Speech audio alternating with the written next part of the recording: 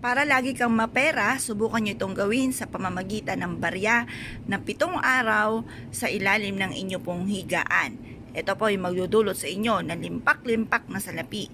Bukod sa inyong sipag at tiyaga at pananalig sa mahal na Panginoon, iaadyakan ito kung saan lagi ikaw ay suswertihin. Kaya kung kayo pinaniwala at nais nyo itong gawin, ang bidyong ito ay para po sa inyo.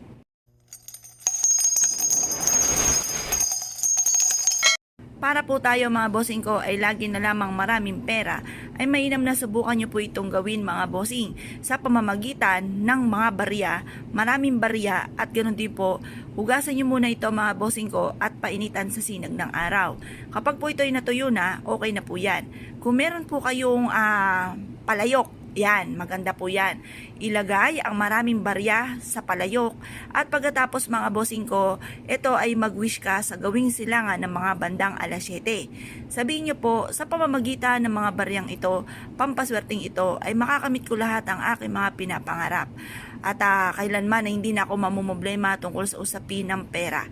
Siksik-liglig at umaapaw at napakaraming blessing ang darating sa akin. Ganon ang pagwiwish mga bossing ko nung walang gamit na sana, direct to the point. At pagkatapos niyan mga bossing ko ay mainam na ito po mga bossing ko, painitan ninyo hanggang alas 8 ng umaga ang mga barya na nasa palayok. Pagtapos ang alas 8 ng umaga ay ilagay ang maraming barya at ang palayok sa ilalim ng inyo pong ng inyo pong higaan. Ang dulot nito ay swerte. Sa ilalim ng unan, pwede ka ring maglagay ng mga barya.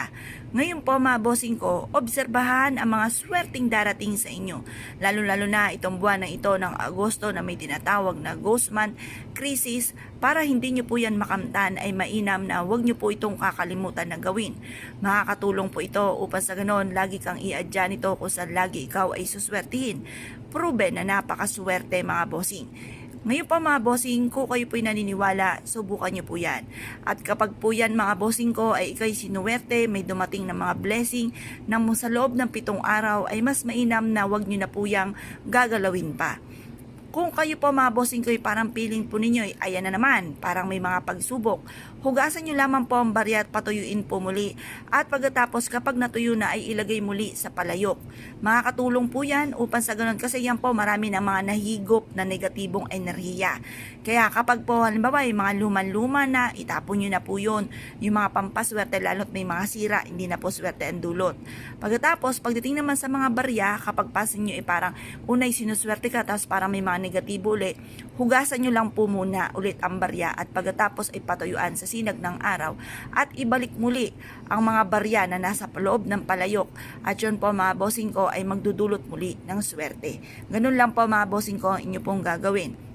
Kapag marami na nahigop na negatibo, hugasan nyo lamang at ito po mga bossing ko ay patuyuin sa sinag ng araw at ilagay muli sa palayok. Sobrang swerte po nito mga bossing. Kaya kung kayo po iniwala at nais po itong gawin, huwag na kayo magpatumpik-tumpik pa. Subukan nyo po ito. Proven po ito mga bossing.